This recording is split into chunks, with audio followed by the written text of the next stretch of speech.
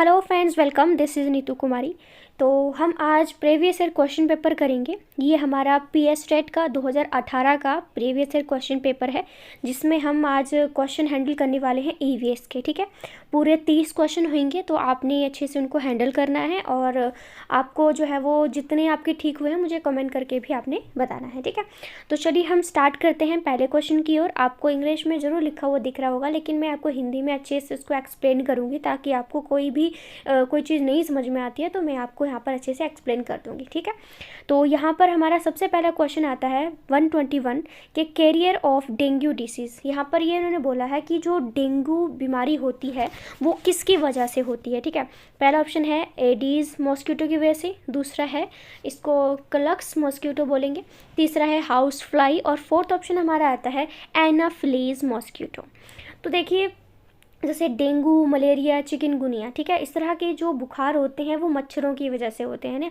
तो यहाँ पे स्पेशली आपसे डेंगू के बारे में पूछा है कि जो डेंगू बीमारी होती है वो किसकी वजह से होती है। तो इसका हमारा right answer option number A हो जाएगा, यानी कि जो एडीज़ मॉस्किटो होता है ना, ठीक है, उसकी वजह से हमें डेंगू हो जाता है। और इसमें याद रखने वाली बात जो है वो ये है कि जितनी भी मादा मच्छर होती हैं, जितनी भी फीमेल मॉस्किटोज़ होते हैं, उन्हीं की वजह से ही हमें डेंगू, मलेरिया, चिकनगुनिया जो बीमारियां हैं वो होती हैं। ठीक है, नेक्स्ट क्वेश्चन हमारे सामने है your student ask you to take them to tiger state. ठीक है, कि आपके स्टूडेंट कहते हैं कि आप बच्चों को उनको जो है वो टाइगर स्टेट लेके जाएं। Which of the following states you will select to take them. आप कौन से स्टेट में लेके जाओगे जहाँ पर टाइगर बच्चों को दिखा सकते हो। ऑप्शन 1 है गुजरात, दूसरा है वेस्ट बंगाल, तीसरा है मध्य प्रदेश और फोर्थ ऑप्शन हमारा असम आ जाता है।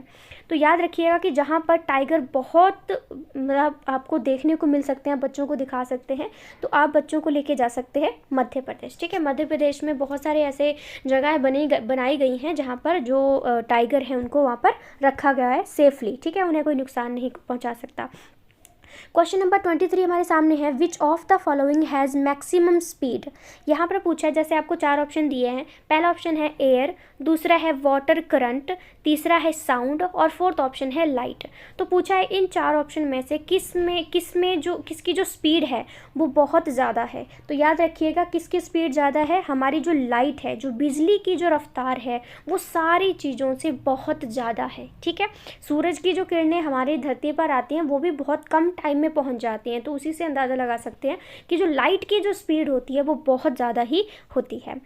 नेक्स्ट क्वेश्चन है you tell your students that cooking gas used in the kitchen is CNG। कि आप अपने बच्चों को बताते हैं कि हम जो गैस सिलेंडर में भरते हैं गैस, या फिर जो भी हम खाना बनाते हैं उसमें हम CNG का यूज़ करते हैं। ठीक है, कुकिंग गैस में।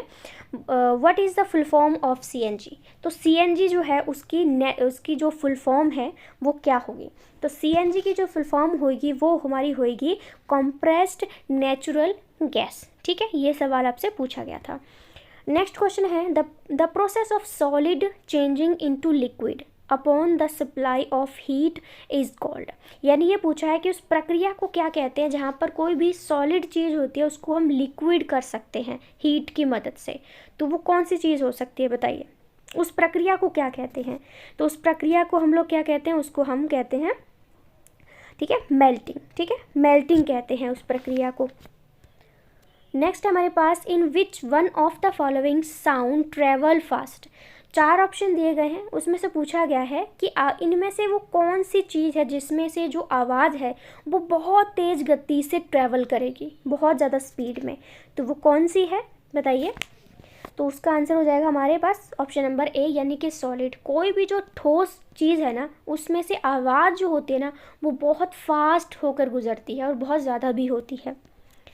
उसके बाद है 127 क्वेश्चन की what type of radiation is trapped on the earth surface by the journal house effect. यहाँ पे जर्नल हाउस की जगह ग्रीन हाउस होएगा। ठीक है, यहाँ पे स्पेलिंग मिस्टेक है, ग्रीन हाउस इफेक्ट। अब ये कह रहे हैं कि यहाँ पर कौन सी रेडिएशन है जो कि बहुत ज़्यादा हो सकती है अगर ग्रीन हाउस इफेक्ट की वजह से। ठीक है, तो इसका राइट आंसर हमारा ऑप्शन नंबर ए हो जाएगा। जो UV रेज है ना वो हमारी अर्थ के सरफेस पे बहुत ज़्यादा हो जाएगी ग्रीन हाउस इफेक्ट की वजह से। नेक्स्ट हमारे पास क्वेश्चन आता है 128 the science that deals with the relationship of various organisms with their environment is known as। यानी कि उस साइंस को क्या कहते हैं जो कि डील करती है हमारे जो अलग अलग प्रकार के ऑर्गेनिजम्स होते हैं हमारे इन्वायरमेंट में, तो उसके साथ जो डील करती है उस चीज़ को क्या कहते हैं। तो उस चीज़ को हम लोग क्या कहते हैं, उसको हम इकोलॉजी कहते हैं। ठीक है, देखिए इसमें ज़्यादा एक्सप्लेनेशन नहीं किया जा सकता क्योंकि अभी आपको एमसीक्यू क्वेश्चन है तो आपको इसमें आंसर देखना है। और जब आप प्रीवियस ईयर क्वेश्चन पेपर देखते हैं ना तो वहाँ से आपको एग्जामिनर का माइंडसेट पता चलता है कि ऐसे कौन कौन से टॉपिक है जिनको हम ना इम्पोर्टेंट सोच कर छोड़ देते हैं और एग्जामिनर केवल उन्हीं टॉपिक को पकड़ लेता है और उन्हीं में से ही वो आपको जो है क्वेश्चन डाल देता है। ठीक है, नेक्स्ट हमारे पास आता है world environmental day is celebrated every year. बहुत ही कॉमन, बहुत ही ज़्यादा कॉमन और बहुत ही इजी क्वेश्चन है। तो जो वर्ल्ड इन्वायरमेंटल हमारा डे है वो पूरे साल कब मनाया जाता है, तो ये कब मनाया जाता है, ये मनाया जाता है हमारा 5 जून को। नेक्स्ट है how will you explain the meaning of eutrophication to your student in a simple way. ठीक है, जो हमारी यूट्रोफिकेशन है उसको कितना सिंपल वे में आप एक्सप्लेन कर सकते हैं। ठीक है, तो आप कैसे उसको एक्सप्लेन करेंगे। तो एग्जांपल है वाटर प्यूरिफिकेशन, फिर है neutralization of water waste, option number 3 है वेस्ट वाटर ट्रीटमेंट प्रोसेस, या फिर enrich of plant nutrient in water bodies. ठीक है, तो इसका जो राइट आंसर हो जाएगा वो ऑप्शन नंबर हमारा डी हो जाएगा। नेक्स्ट क्वेश्चन हमारे पास आता है कि which atmospheric layer is closest to the earth surface. जैसे हम अर्थ की जो सरफेस है बहुत सारी स्टेजेस होती हैं। ठीक है, तो उसमें अर्थ के पास में कौन सी है, ठीक है, आपने वो बतानी है। तो अर्थ के पास में जो सबसे पहली शुरू हो जाती है वो हमारी ट्रोफोस्फियर ही होती है। ठीक है, उसके बाद हमारी जैसे मीजोस्फियर है, स्ट्रेटोस्फियर है, वो आगे हमारी चलती रहती हैं, लेकिन अर्थ के बिल्कुल जो ऊपर होती है, ये बिल्कुल पास में होती है, ठीक है, वो हमारी ट्रोफोस्फियर होती है। नेक्स्ट क्वेश्चन हमारे पास आता है which of the following is a biotic component of an ecosystem. ठीक है, दो चीज़ें होती है हमारे इकोसिस्टम में, एक बायोटिक कॉम्पोनेंट होते हैं, एक हमारे अबायोटिक कॉम्पोनेंट होते हैं। तो आपसे वही पूछा है, तो इसका राइट आंसर ऑप्शन नंबर हमारा हो जाएगा ए, यानी जो फंगी होती है वो हमारी बायोटिक कॉम्पोनेंट होती है। ठीक है, उसके बाद हमारे पास आता है the natural disasters event like volcanoes हो जाता है, अर्थक्वेक आ जाता है, या साइक्लोन्स हो जाता है। ठीक है, ये सब bring about environmental changes which are. अब ये कह रहा है कि जैसे बहुत सारे डिजास्टर हैं, ठीक है, जैसे वेलकोनोज आता है या फिर अर्थक्वेक आ जाता है, या और भी कुछ हमारे नेचुरल डिजास्टर वो होते हैं जो कि प्रकृति के द्वारा होते हैं, जिसका निर्माण जिसको ह्यूमन नहीं बना सकता। ठीक है, तो उन्होंने बोला कि कौन कौन से चेंजेस हैं जो कि हमारे इन्वायरमेंट में ला सकती हैं ये सारी चीज़ें। ठीक है, तो ये हमारी चीज़ें हो सकती हैं रिवर्सिबल और इरिवर्सिबल, दोनों ही हमारी हो सकती हैं। ठीक है, तो यानी इसका आंसर हमारे पास ये है। ठीक है, तो ये चीज़ें दोबारा भी आ सकती हैं, बन सकती हैं। उसके बाद है during the month of November in 2017 में नवंबर के महीने में there was smog in the environment. ठीक है, नवंबर मतलब हमारे जो नवंबर का महीना था 2017 की हम लोग बात करते हैं, तो बहुत सारा धुआं था। ठीक है, स्मोग था हमारे इन्वायरमेंट में। तो actually the smog is combination, जो हमने एक धुआं सा देखा वो किन दो चीज़ों से बना था। ठीक है, तो बताइए।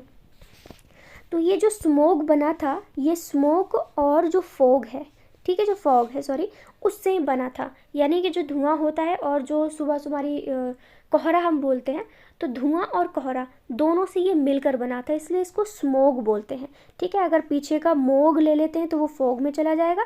ठीक है, जो हमारा सॉरी जो फॉग होता है, और जो ऐसा हमारा स्मोक, वो हमारा स्मोक में चला जाता है। ठीक है, नेक्स्ट हमारे पास आता है 135 question decreased soil fertility through rapid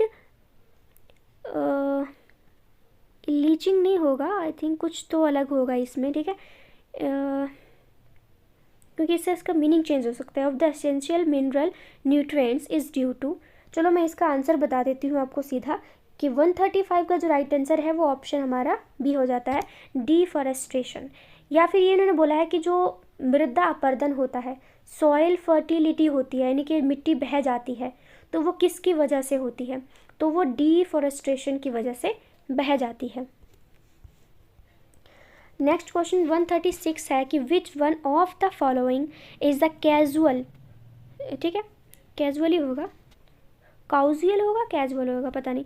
which one of the following is the causal organism of जो हैजा है, कॉलरा है और टाइफाइड है। मतलब ये इन्होंने पूछा है कि वो कौन सा ऑर्गेनिज्म है जिसकी वजह से जो कॉलरा है और जो टाइफाइड है, इनके जो हैजा है और जो टाइफाइड है वो होता है। ठीक है, किसकी वजह से होता है? क्या वायरस की वजह से होता है, बैक्टीरिया की वजह से होता है, हाउस फ्लाई की वजह से होता है, या फिर फंगस की वजह से होता है? तो याद रखना कि इसका जो एक रीज़न होता है वो बैक्टीरिया होता है। ठीक है, अगर आपको टाइफाइड हो जाता है या फिर आपको जो है वो हैजा हो जाता है तो बैक्टीरिया की वजह से होता है, कोई वायरस की वजह से नहीं होता है। 137 हमारा क्वेश्चन है कि liquefied petroleum gas is a mixture of, ठीक है, तो जो लिक्विफाइड पेट्रोलियम गैस होती है वो किसका मिक्सचर होता है, किससे वो बनी होती है? ठीक है, तो वो बनी होती है प्रोपेन और ब्यूटेन की वजह से। ठीक है, तो ऑप्शन नंबर ए जो है ये हमारा इसमें करेक्ट हो जाएगा।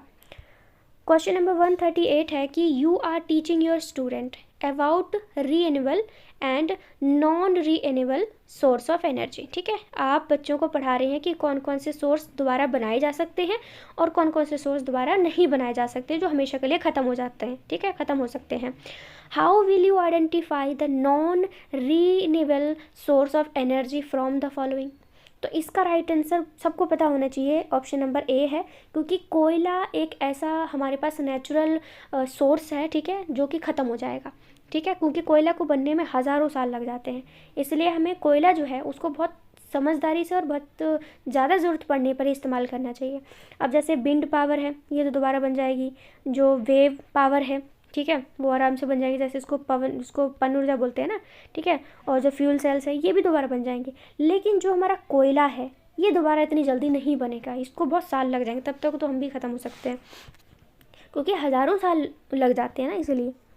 139 हमारा क्वेश्चन है कि you are to advise the organisers of a religious place about the sound pollution. ठीक है, तो यहाँ पर आपको बोला है कि जो रिलीजियस प्लेस है वहाँ पे बहुत ज़्यादा साउंड पोल्यूशन होता है। अब मंदिर की बात करें तो घंटी की आवाज़ आती है, मस्जिद की आवाज़ करें तो जो अजान होती है उसकी आवाज़ आती है।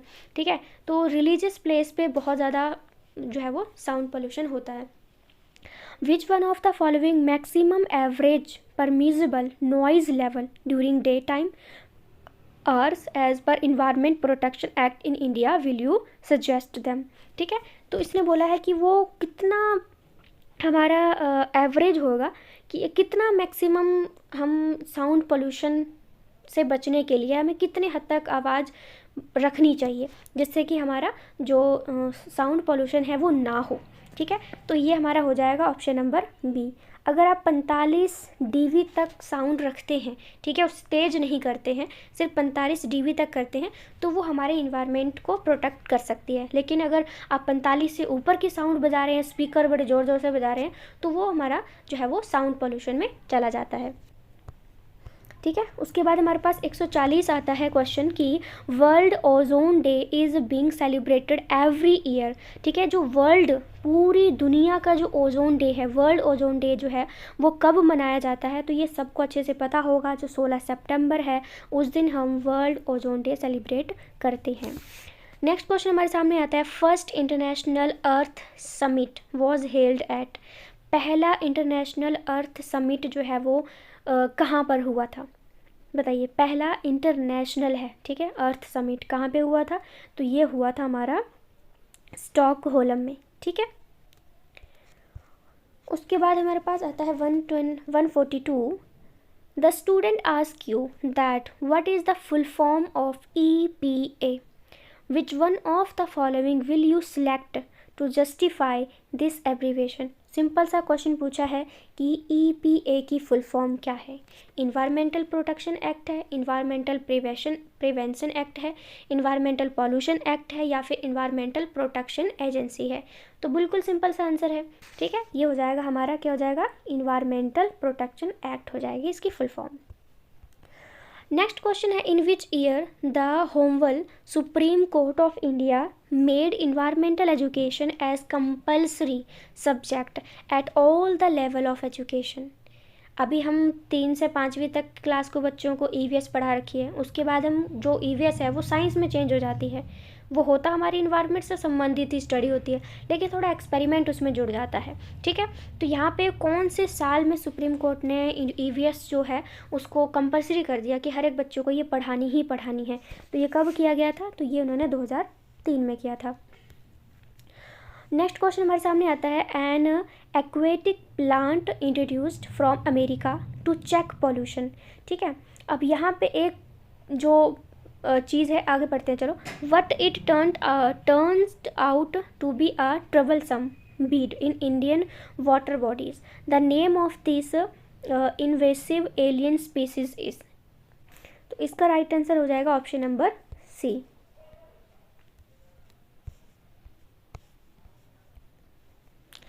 नेक्स्ट क्वेश्चन हमारे पास आता है, if waste material contaminate of source of drinking water which of the following disease will spread. ये कह रहा है कि इफ़ वेस्ट मटीरियल ठीक है contaminate the source of drinking water which of the following disease will spread. तो कौन सी जो बीमारी है वो गंदा पानी का यूज़ करने से हमें हो सकती है? तो वो कौन सी बीमारी है? वो बीमारी हो जाएगी हमें टाइफाइड।